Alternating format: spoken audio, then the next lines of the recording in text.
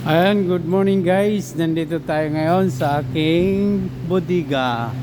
Ito guys, ito yung mga muscat kung tawagin ito guys, ito.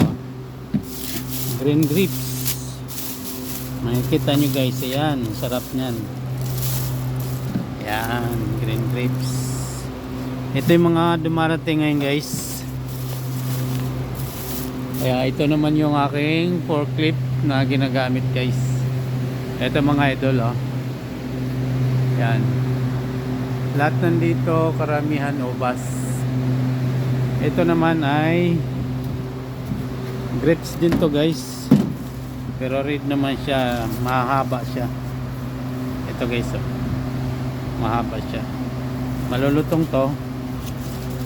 Yan. Subukan kong tikman guys para malaman yung na malutong. Ito guys, oh.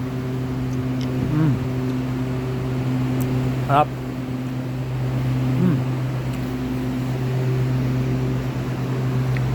Ito naman fragrant pear, pinakamatamis na peras yan.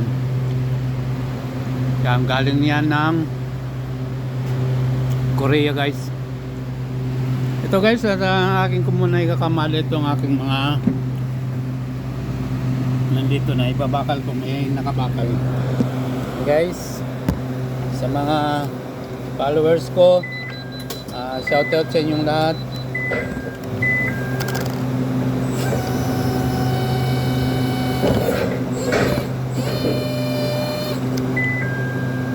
At ganito lang trabaho ko dito guys.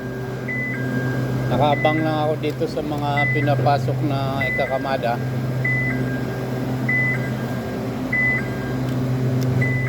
Ang kagandahan dito guys, hindi naman to kalamigan talaga dahil prutas lang to. Kaya kayang kaya to guys, lalo na dun sa malalakas ang baga.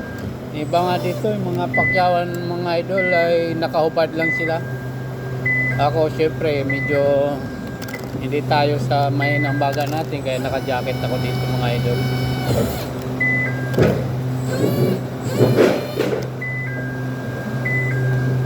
Ito ganito lang dito yung ano ko.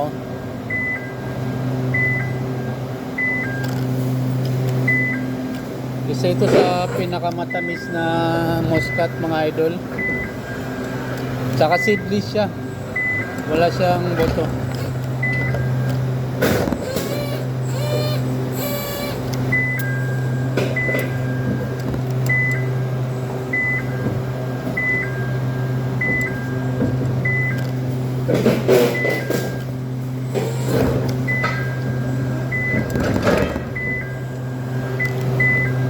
Ito, pagkatapos nito mga idol, lalabas na naman ako, ipunin ko na lang mga 4 na bakal, 5 bakal yan, ipunin ko na naman bago ako papasok dito. Kasi hindi naman pwede maghintay lang ako dito kasi mabagal yung baba nila dahil nga nasilan yung kamada nito.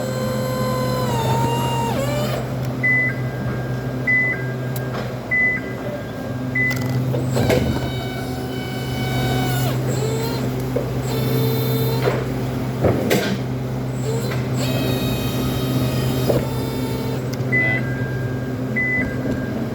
Marami pa ba pare? Ha?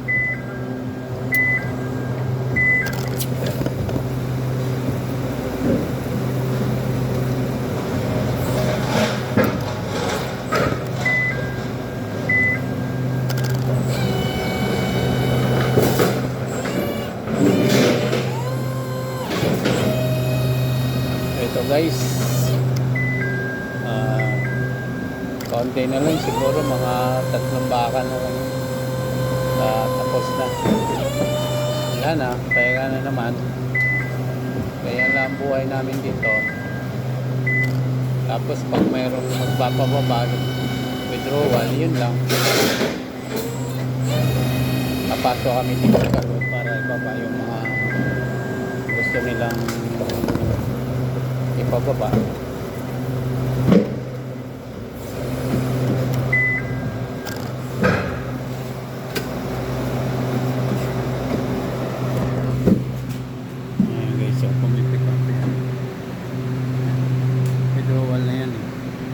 Ito guys, lalabas na tayo. Mamaya na naman, pag mayroon na naman.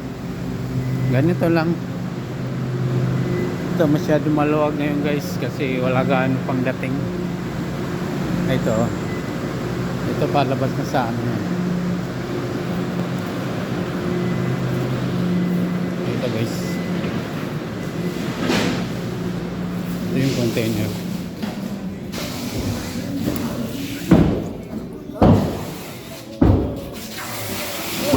Wow! Yan na lang pala. Ayan mo guys. Isa na lang pala to. Tapos na. Okay guys. Thank you for watching.